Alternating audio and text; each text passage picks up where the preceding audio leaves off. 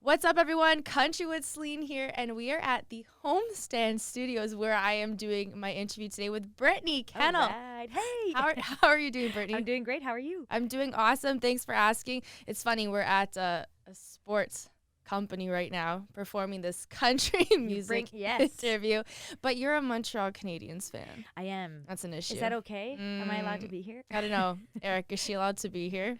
Don't kick me out. Our producer's saying, I don't think so. But how's life been? Last time I saw you was at Lasso. Yes. How's everything? Good? Everything's good. Yeah. Excited for winter to kind of be over. Oh, and then I thought you were going to say I'm excited for winter. I'm like, what, sweetheart? No. No, I've had my winter fun. I'm like ready for, festival season. And oh, yes. Yes. Festival season's the best season. I know. It's so fun. I can't wait. How did you enjoy Lasso performing? I loved it. Like I felt like I was in a dream world, honestly, all day, because I couldn't believe I was in Montreal, like at a country festival, and just seeing everybody there. I was like, wow, it actually exists on center stage, and it was the first Lasso too. Yes, you kicked it off. Oh, it was awesome. It was so fun. And Lasso's coming back again this year. It is. It is. Who's headlining it again? Chris Stapleton. That's okay. And Kane Brown. How the heck did I forget that one? Chris Stapleton at the Super Bowl. Yes. Wow. Yeah. That guy has a voice. I watched that performance a couple of times. Yeah. I was like, how can you not? How about Rihanna? What did you think about Rihanna's performance? I mean, she's an icon. She has so many hits that I forgot about too. I'm like, oh my God, like every song I was like, okay, she's great. Yeah.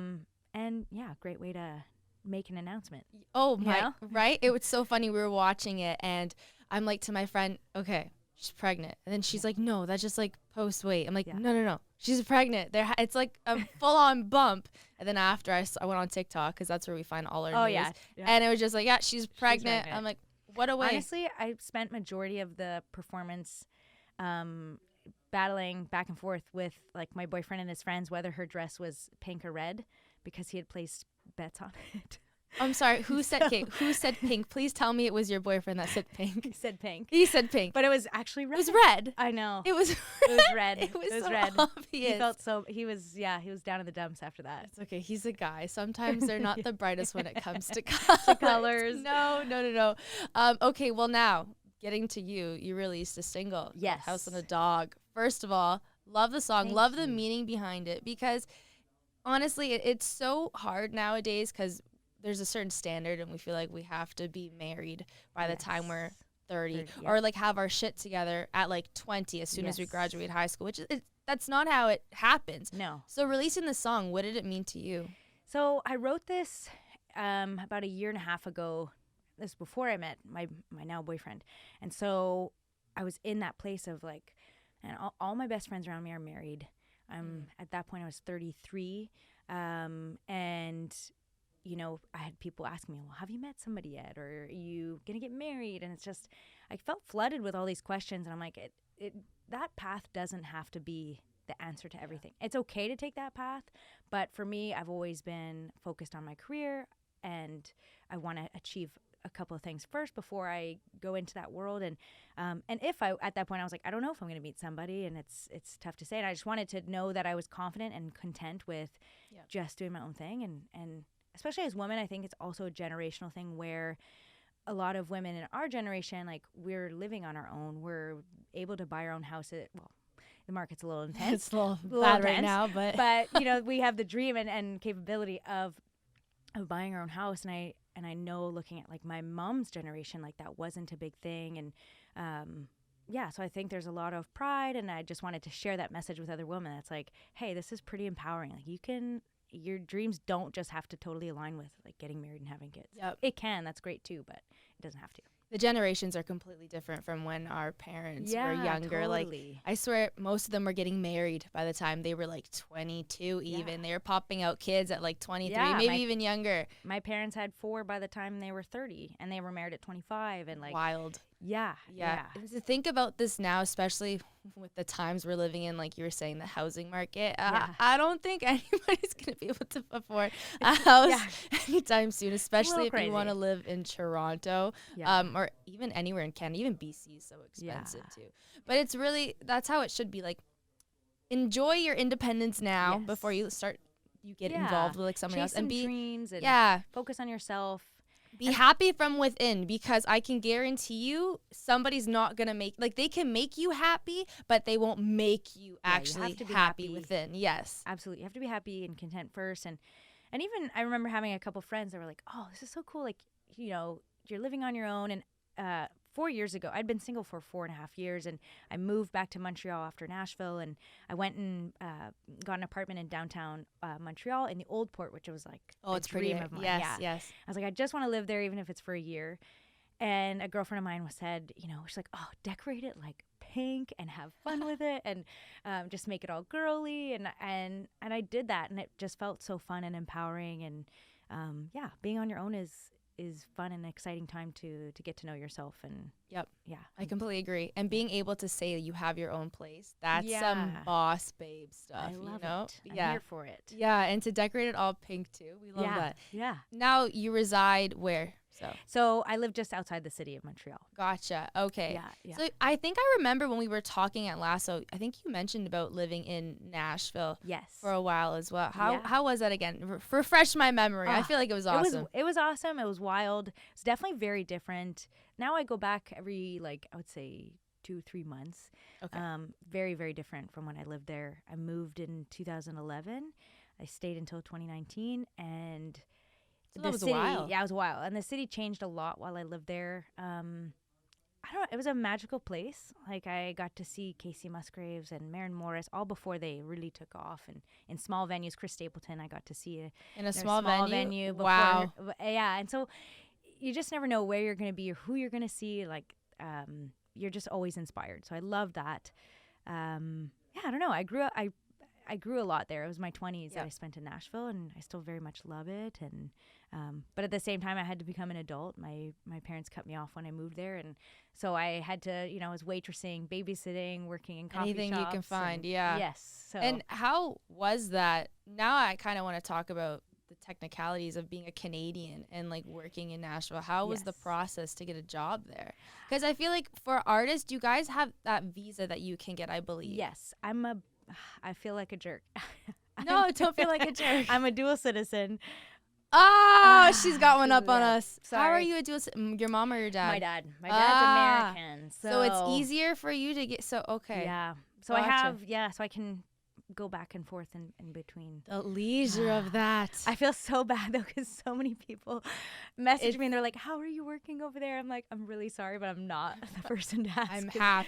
Yeah, it's tough to be. Yeah. I've like tried, so I'm sure everybody has tried to get a job in the States. It's, the technicalities, the legalness you got to go through is a lot of hoops, a lot of and if you get caught doing something in the wrong, you don't want to do that, because you don't want to then jeopardize not being able to go over there. So you want to go over to Nashville. Nashville's a good time. And Red Door, that's where you meet so many people. There's a lot of people at Red Door. Yeah, I'm well into the country scene. You know, now. I was gonna say, I know the people. You know where to honestly, go. I love not being. I don't consider myself like a tourist anymore now with Nashville. I'm like I'm considering myself a local. Yeah, second home. Second home, and eventually it will be. Yeah, there you go. I love it. And now you have an album that's going to be coming out too. So what can you share on that?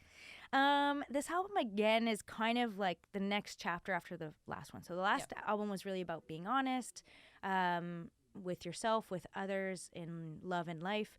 This one is kind of taking it to the next level of empowering. It has a lot to do with empowering women, and as well as in career, with House and a Dog was kind of the song to catapult that. Of course. And then of course towards the end of the album it kind of gears into like, if I were to go into dating again, what would that look like? And and then it kind of leaves it off there. So basically, this is going into too much deal, but I always tell my boyfriend the third album will be the love album. I was just going to ask about the poor guy. He's always like, it's okay, he caught you in the middle of it. Caught me in the middle. So what can you do? Yeah. And how did you and your boyfriend meet? Hinge. Yeah. Oh, okay.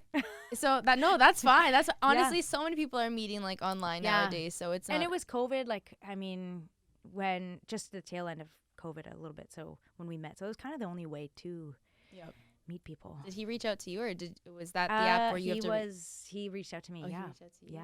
Oh, what was his like His line? line. What was his line? Because I got a ya-a when I first. yeah? Yeah, that's what I Yeah, got. Who says ya-a? I love it.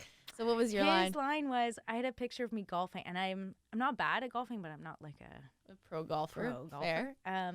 And he just asked if I could help him with his left hook. Oh my Yeah, goodness. yeah. Okay, Sports line. It's you know what, guys that are clever like that, it's Yeah. okay. I was just watching, we were just kind of briefly talking about the whole Kelsey Ballerini thing, but her line, she slid into Chase Stokes Oh, yeah, I DMs saw this. and she goes, because his Instagram name is Hi Chase Stokes, so she messaged Hi Chase Stokes. I'm like, you know what, that's clever. You never know. You never know. You never know. You gotta Shoot find your shot. exactly, or else. Yeah, Michael Scott. What was it? Oh, you miss 100% of the shots you don't take, even though it's Wayne Gretzky. But, like, it's Michael Scott. Let's just put that out there. Now, is there a specific song on this album that you can't wait for people to hear? Yes. Which one is it? Oof. Okay, I would say there's 2.